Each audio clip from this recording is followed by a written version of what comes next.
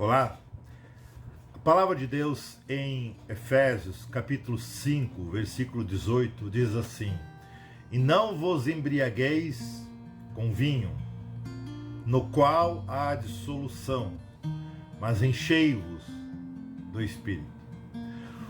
O que significa estarmos cheios do Espírito Santo? O que significa a plenitude do Espírito? Quais os seus benefícios? Será que é apenas uma instrução da parte de Deus? Será que é para apenas alguns cristãos? Será que estar cheio do Espírito Santo ou a plenitude do Espírito Santo é apenas manifestações extravagantes que alguns momentos percebemos no meio dito pentecostal? Eu quero olhar com vocês as Escrituras e olhar não somente esse texto, mas olhar o contexto para que nós venhamos, através da palavra de Deus, que é a nossa única regra de fé e conduta, o que de fato significa essa palavra dada pelo apóstolo Paulo para a igreja de Éfeso. Quando nós olhamos as cartas do apóstolo Paulo, é interessante que nós sempre enxergamos um grande equilíbrio, entre teologia e a vida, entre a instrução e a prática. Normalmente as cartas do apóstolo Paulo, elas começam com uma instrução no início e após vem uma exortação, uma prática. Isso é uma realidade, inclusive, em nossas vidas. A ideia é que nós deveríamos, ou devemos, instruir, por exemplo, os nossos filhos, nós como pais, instruir os nossos filhos e depois cobrar a prática daquela instrução. Isso, irmãos, é muito significativo. Eu creio que o Espírito Santo está sinalizando o quanto Jesus tem expectativas em relação à nossa vida. Ele nos instrui, mostra a verdade e a partir dessa verdade ele tem uma expectativa que nós venhamos a viver de acordo com essa verdade. Resumidamente, esta carta, nos 3 primeiros capítulos, nós falamos de doutrina, o que eu chamo as nossas riquezas em Cristo. E nos últimos 3 capítulos, elas colocam o nosso dever, a nossa responsabilidade, Uma das palavras-chave, quando nós pensamos nos últimos 3 capítulos, capítulo 4, 5 e 6, é a palavra andar.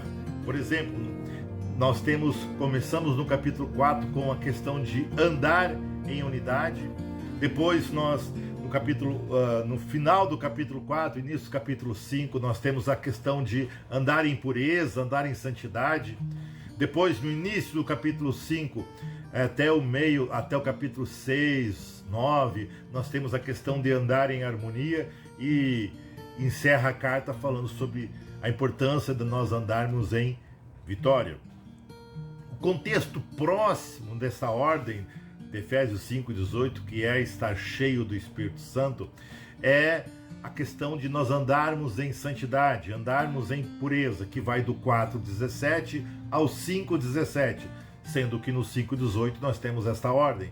E como é significativo, irmãos, nós olharmos o contexto para que a Bíblia mostre para nós o que significa verdadeiramente essa ordem. Existe muita confusão hoje, existe muitas coisas sendo colocadas que significam estar cheio do Espírito e que não é uma verdade. Algumas delas são infantilidades, outras delas são imaturidade, melhor dizendo, mas outras são inclusive heresias que desonram ao Senhor, que mostram um Espírito que não é o Espírito Santo.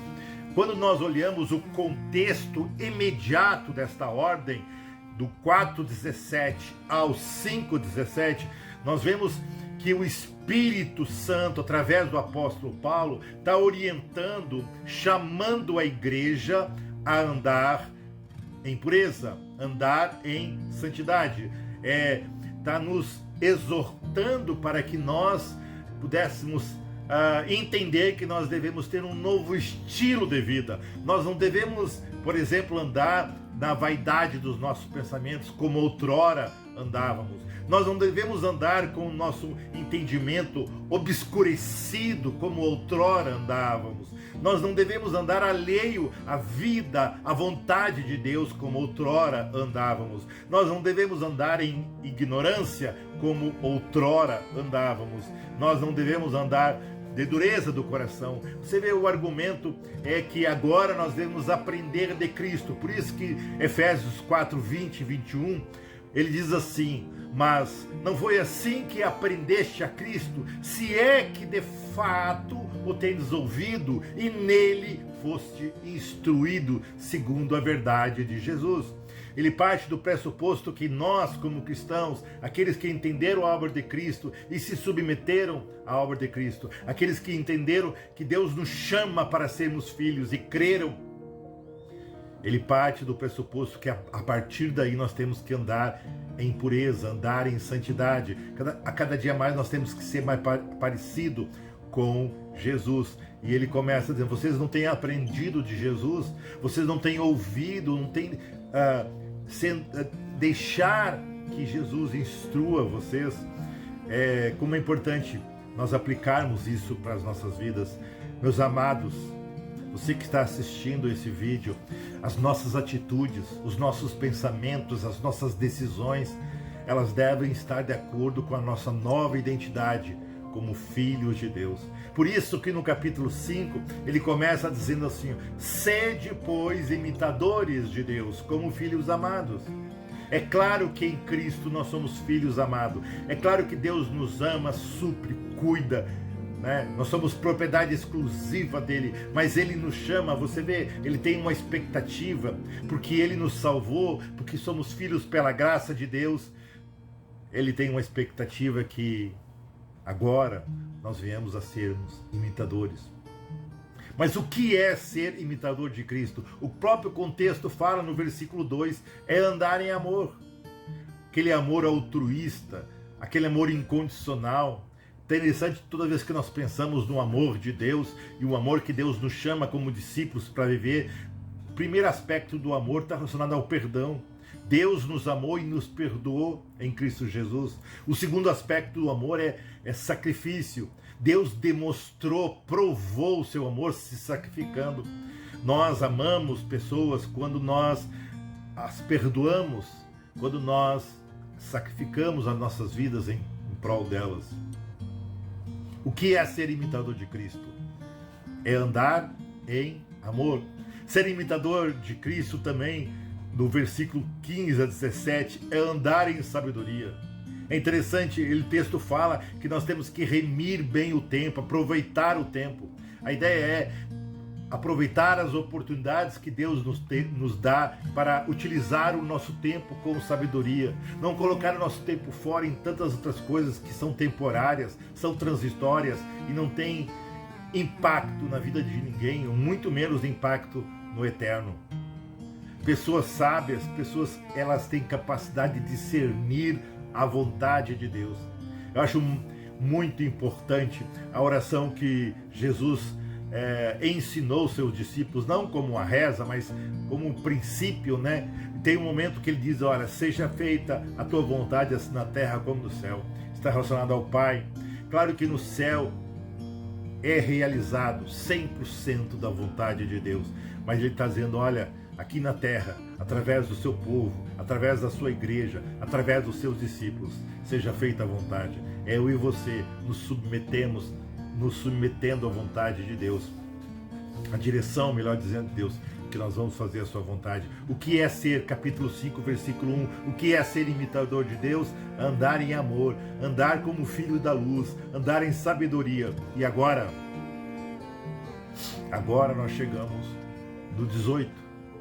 Não vos embriagueis com vinho, no qual há dissolução, mas enchei-vos do Espírito. Você agora começa a entender.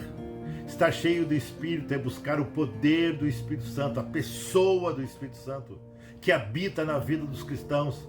para poder andar em amor. O que é uma pessoa cheia do Espírito Santo? É uma pessoa que ande em amor, uma pessoa que é imitador de Cristo.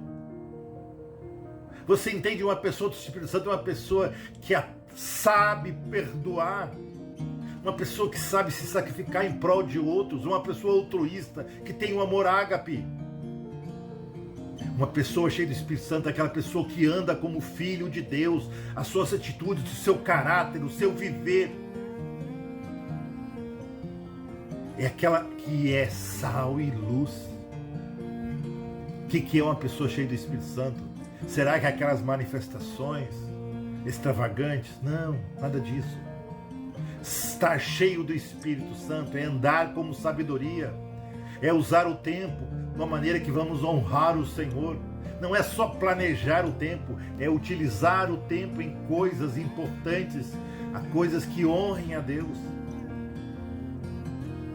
Estar cheio do Espírito Santo é viver diariamente buscando a vontade de Deus, não a nossa própria vontade. Irmãos, o Espírito Santo, ele nos convence do pecado, da justiça, do juízo. O Espírito Santo nos regenera, nos vivifica. Quando cremos, nós fomos selados pelo Espírito Santo, nós fomos batizados no Espírito. Quando eu e você fomos batizados pelo Espírito Santo, o dia que cremos, biblicamente, essa é a verdade. O dia que nós cremos, naquele dia nós fomos mergulhados. A palavra batismo tem dois significados. Batismo significa imersão e batismo significa identificação.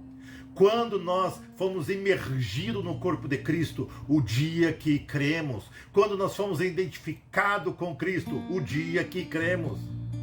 Por isso que a palavra de Deus fala que existe só um batismo. Efésios fala disso. Mas é o poder desse Espírito, que é uma pessoa que nos santifica, que nos capacita a andar em santidade. Agora, eu quero olhar mais de perto com você, rapidamente, a ordem.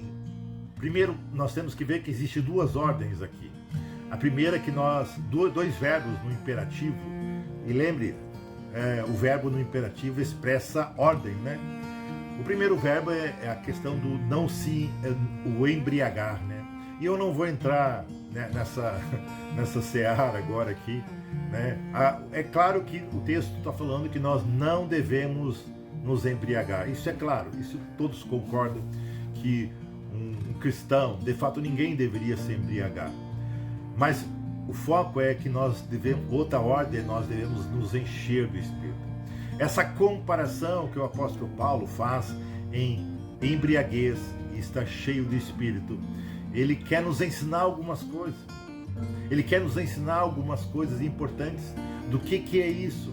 Nós já vimos alguns aspectos dentro do contexto que essa ordem está. Mas primeiramente há uma certa semelhança, mesmo que superficial. Por exemplo, uma pessoa bêbada é uma pessoa que está sob influência do álcool e faz muitas besteiras.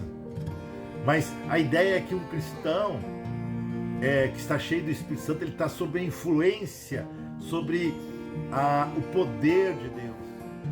E com certeza será uma bênção onde estiver. Sabe, ambas as preposições mostram que há uma mudança de comportamento. A embriaguez leva a pessoa até se tornar um pouco mais corajosa, desinibida, não se importa muito com aquilo que os outros pensam. Mas um cristão cheio do Espírito Santo, ao contrário, ele se entrega ao controle do Espírito. Claro que isso gera uma certa coragem, né? Mas é um instrumento nas mãos de Deus. Agora, também não é só essa semelhança, eu acho que é o mais importante, há um contraste profundo. Um homem, uma mulher, a embriaguez, a pessoa embriagada, ela perde o controle de si mesma, né? Mas uma pessoa cheia do Espírito Santo, ela ganha o controle, porque ela tem domínio próprio, que é um dos aspectos do fruto do Espírito.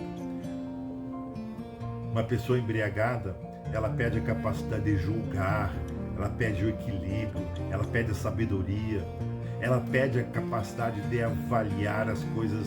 Mas um cristão, um crente, cheio do Espírito Santo, Você olha, é uma pessoa que sabe julgar, é uma pessoa equilibrada, é uma pessoa sábia, é uma pessoa que sabe avaliar as coisas. Como hoje tem tantas manifestações que é dito que é o estar cheio do Espírito Santo e não tem nada a ver com esses princípios de sabedoria, de equilíbrio, de paz, de discernimento. Também, quando nós comparamos a embriaguez com estar cheio, nós podemos ver resultados opostos. A embriaguez traz destruição, famílias são destruídas, separação, sofrimento, falta de esperança, famílias são envergonhadas. Um homem, uma mulher cheia do Espírito Santo traz paz, comunhão, alegria, esperança. Você entende a diferença? Existe sim uma semelhança bem superficial, que um é influenciado pelo álcool, o outro é influenciado pelo Espírito. Mas o que mais nós vemos é um contraste e resultados opostos. Quais são os benefícios no texto, nesse texto? Claro que existem muitos outros benefícios. Mas quais são os benefícios neste texto para o estar cheio do Espírito Santo? O texto fala sobre falando entre vós. Ele continua a partir da ordem mostrando sobre essa questão de falar entre vós com salmos, entre vós, comunhão. O texto sinaliza a importância da comunhão cristã. É interessante, irmãos, um cristão cheio do Espírito Santo não vive criando intriga, competição infantis, amargura, inveja, ressentimento. Pessoas imaturas, que não se deixam guiar pelo Espírito, que criam divisões na igreja. Uma igreja cheia do Espírito Santo é uma igreja em unidade. Olha a diferença. A igreja de Corinto, ela dizia que era cheia do Espírito Santo, mas não, era uma igreja carnal, imatura. O apóstolo Paulo falou isso. E é interessante, não tem a ver com dons, a igreja tinha dons, mas não era cheia do Espírito. Por quê? Porque era uma igreja dividida. A comunhão, a unidade é um sinal de um cristão, de uma igreja cheia do Espírito Santo. Um outro sinal é a questão da adoração. Mas pare e pense, o texto começa dizendo, eles entoavam e louvavam de coração ao Senhor, Yahvé. Você sabe, né, na Bíblia, quando a palavra Senhor, toda ela está maiúscula, é a palavra Javé ou Yahvé. É interessante que você quer conhecer uma igreja que adore realmente com a plenitude do Espírito, é uma igreja onde Cristo é o centro, não homens, não líderes, Cristo. Você lembra que Jesus, vários momentos do seu ministério, ele apontou para o Pai. Ele disse que tudo que ele fez pelo poder do Espírito Santo para glorificar o Pai. A palavra glorificar o Pai é revelar o Pai, né? Lembra, a glória de Deus significa mostrar a imagem de Deus, revelar Deus, tornar Deus disponível e visível. Isso é glória de Deus, é trazer a santidade de Deus de maneira pública. Eu teve um vídeo que eu gravei só sobre esse assunto. Lembra então, Jesus, ele apontou para o Pai. E quando ele estava indo, ele disse que veio o Espírito, queria apontar para ele. Uma igreja cheia do Espírito Santo aponta para quem? Para Jesus. Não é para anjos, não. De fato, não é nem para o próprio Espírito Santo, é para Jesus. Pense, benefícios, comunhão, adoração. gratidão, dando graças tudo a Deus, dando graças a Deus. Sabe, um homem e uma mulher cheia do Espírito Santo é uma pessoa que não murmura, é uma pessoa que expressa gratidão a Deus, sabe expressar gratidão aos irmãos, às pessoas do seu relacionamento. Uma pessoa cheia do Espírito Santo é uma pessoa que se submete, sujeitando-se uns aos outros. Interessante, né?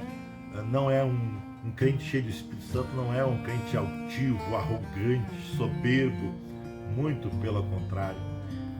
Tem um caráter de Cristo, manso, humilde. Agora eu quero me aprofundar mais com você. Olha o que nós fizemos aqui. Claro que temos muito mais sobre o que é estar pleno, o que é a plenitude do Espírito, o que é estar cheio do Espírito. Mas eu olhei o contexto, né? O contexto mais longe, da carta todo, o contexto intermediário, depois o contexto próximo, mostrando que o estar cheio do Espírito Santo, de verdade, é a capacidade de você viver aquilo que Ele está nos chamando, de andar a prática da vida cristã. É isso que é estar cheio do Espírito Santo. Depois nós vimos alguns benefícios. Agora eu quero ver com você só o verbo encher. Ali o texto fala enchei-vos, né, no português. Mas eu quero olhar o verbo no grego. Nos ensina muito. Nos ensina muito. O verbo no grego, que chama-se pleroste. Eu não sei se realmente é assim que se traduz, né? Mas o que é esse pleroste? Tem algumas coisas que são interessantes, que na língua portuguesa nós não conseguimos enxergar. A primeira coisa é que o verbo está no imperativo. Claro, no português também, enchei-vos, né? O verbo está no imperativo, que significa que não é uma alternativa, né? Não é uma opção, é algo eu posso escolher, não. É uma ordem que Deus está nos dando através do Espírito, através da vida do apóstolo Paulo pelo Espírito. Então, tanto no grego como no português, o verbo está no imperativo, expressa ordem. Significa que não obedecer é pecado. Agora, um outro ponto é que o verbo, além de estar no imperativo, o verbo está na forma plural. No português ele colocou enchei-vos, mas no grego ele mostra que é algo para toda a comunidade, não é apenas para alguns, entre aspas, ungidos. Estar cheio do Espírito Santo é algo que deve ser natural na vida de todo cristão. É o verbo que está no imperativo, o verbo que expressa plural, e é um verbo que está na voz passiva, que sofre ação. A ideia, irmãos, não é eu, pela minha capacidade, que eu vou me encher do Espírito. Não, a ideia é se deixar encher. A ideia é permitir que o Espírito Santo, que nos sela, que nos santifica, nos envolva e venha nos possuir de tal maneira que nós venhamos a ser vasos para a honra e para a glória do nome de Jesus. O sentido não é quanto mais do Espírito eu tenho, porque isso é uma heresia, porque o Espírito não é nos dado parcialmente. Mas a questão é quanto mais o Espírito tem de nós, quanto mais nós deixamos que o Espírito de Deus venha ter sobre as nossas vidas, seja dono das nossas vidas. Então, o verbo está no imperativo, o verbo está na forma plural, o verbo está na voz passiva, que significa que não é nós que vamos fazer, nós vamos sofrer a ação de sermos cheios, dando a liberdade para o Espírito. E por último, o verbo está no tempo presente contínuo. No grego tem dois imperativos, né? O auristo, né, que significa uma ação única, e o presente contínuo. A ideia é que não é uma experiência única, é estar diariamente, por isso presente contínuo, diariamente, deixando o Espírito nos envolver. Como nós aprendemos pela palavra de Deus, estar cheio do Espírito é uma ordem que Deus deu para todos os cristãos. Nós devemos ser influenciados e guiados pelo Espírito Santo. Estar cheio do Espírito Santo é ter equilíbrio, é ter sabedoria, é ter discernimento. Estar cheio do Espírito Santo é aprender a andar em comunhão, em unidade, em uma adoração focada em Cristo, em gratidão a Deus e aquilo que Deus tem nos dado através de pessoas. Estar cheio do Espírito é se submeter inclusive a autoridades. Estar cheio do Espírito é andar em amor, em pureza, em sabedoria.